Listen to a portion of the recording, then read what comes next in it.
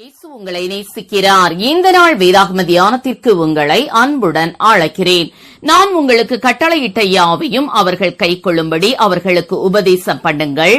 இதோ உலகத்தின் முடிவு பரியந்தம் சகல நாட்களிலும் நான் உங்களுடனே கூட இருக்கிறேன் என்றார். மத்தேயு 28:20. கர்த்தருக்குள் வாழும் ஒருவர் ஒரு நாள் ஒரு கனவு கண்டார்.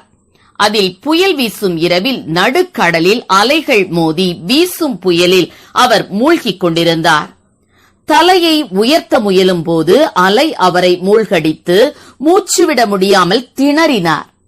யாராவது என்னை காப்பாற்றுங்களேன் என்று கதறினாலும் யாரையும் அந்த இடத்தில் காண முடியவில்லை. நிச்சயமாக சாகப் போகிறோம் என்று எண்ணி மீண்டும் யாராவது என்னை காப்பாற்றுங்களேன் என்று கதறினார். திடீரென்று ஒரு வலிமையான கரம் அவரை நோக்கி வந்து அவரை தூக்கி ஒரு படகில் அவரை கொண்டு வந்து நிறுத்தியது. யார் என்று பார்த்தபோது அங்கு இயேசு கிறிஸ்து நிற்பதை கண்டார். அவரை பெயர் சொல்லி இயேசு கிறிஸ்து அழைத்த போது என்ன சொல்வது என்று தெரியாமல் நன்றி என்று சொல்லவும் வாய் வராமல் தடுமாறி படகின் ஒரு மூலையில் நடுங்கி போய் உட்கார்ந்தார்.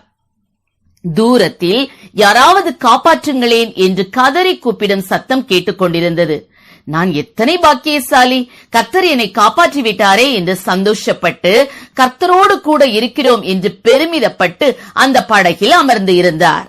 அப்பொழுது இயேசு கிறிஸ்து சத்தமாக அவரது பெயரை கூப்பிட்டு தண்ணீரில் மூழ்கிக் கொண்டிருக்கிற மற்றவர்களை நீ காப்பாற்று என்று கட்டளை கொடுப்பதை கேட்டார். பயந்து நடுங்கி, இயேசுவே உமக்கு தெரியும் என்னால் முடியாதென்று, நானே தண்ணீரில் மூழ்க இருந்தேனே, இப்போது தண்ணீரில் குதித்தால் மீண்டும் நான் மூழ்கி போவேனே என மெதுவாக பதில் கொடுத்தார்.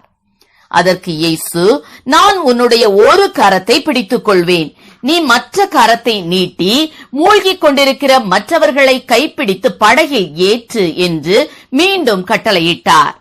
அப்படியே அவர் தண்ணீரில் தத்தளித்துக் கொண்டிருந்த எல்லோரையும் படகில் கொண்டு வந்து சேர்த்தார். இந்த கனவை கண்டு அவர் கண் விழித்த போது கர்த்தர் தன் வாழ்வில் தனக்கு கொடுத்திருக்கிற திட்டத்தை, ஊழியத்தை, சித்தத்தை புரிந்து கொண்டார். அதன்படி அவர் நம்பிக்கை இல்லாமல் கல்லறை நோக்கி சென்று கொண்டிருக்கும் ஆயிரமான ஆத்துமாக்கள் மேல் தாகம் கொண்டு கர்த்தரிடம் அவர்களை கொண்டு வரும் மகத்தான ஊழியத்தை செய்தார். ஆம், எனக்கு அருமையானவர்களே, கர்த்தர் இந்த உலகத்தை விட்டு பரமேறி செல்வதற்கு முன் நமக்கு கொடுத்த கடைசி கட்டளை என்னவென்றால், நீங்கள் உலகமெங்கும் போய் சர்வ சிருஷ்டிக்கும் சுவிசேஷத்தை பிரசங்கியுங்கள் என்பதே. நாம் ரட்சிக்கப்பட்டு விட்டோம், பரலோகத்துக்கு போய் சேர்ந்து விடுவோம் என்று நாம் சந்தோஷப்பட்டுக் கொண்டிருந்தால் கர்த்தர் நமக்கு கொடுக்கிற கட்டளை இதுவே.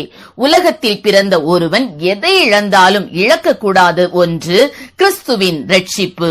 அதை அறியாதவர்களுக்கு அறிவிக்க வேண்டியது நமது கடமை. நான் போய் எப்படி சொல்வது என்று தயங்குவோம் என்றால் கர்த்தர் சொல்லுகிறார், மனுஷர் முன்பாக என்னை அறிக்கை பண்ணுகிறவன் எவனோ அவனை மனுஷகுமாரனும் தேவதூதர் முன்பாக அறிக்கை பண்ணுவார். மனுஷர் முன்பாக என்னை மறுதலிக்கிறவன் தேவதூதர் முன்பாக மறுதலிக்கப்படுவான் என வேதம் கூறுகிறது. ஆப்பிரியமானவர்களே, ஆத்துமாக்களை ஆதாயம் பண்ணுகிறவன் ஞானம் உள்ளவன். எனவே நாம் பெற்று அனுபவித்துக் கொண்டிருக்கும் ரட்சிப்பின் சந்தோஷத்தை நாம் அறிந்தவர் தெரிந்தவர்களிடம் பகிர்ந்து கொள்வோம். கர்த்தர் தாமே நம்மை ஆசீர்வதிப்பாராக. ஆமென். ஜெபம்.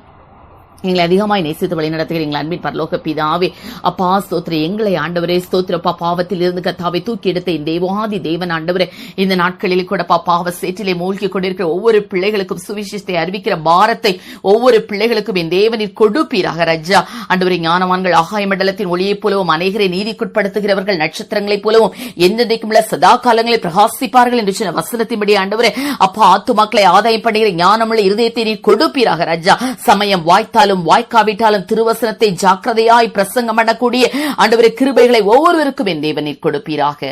ஆசீர்வதியும். இயேசுவின் நாமத்திலே ஜெபிக்கிறோம் நல்ல பிதாவே. ஆமென்.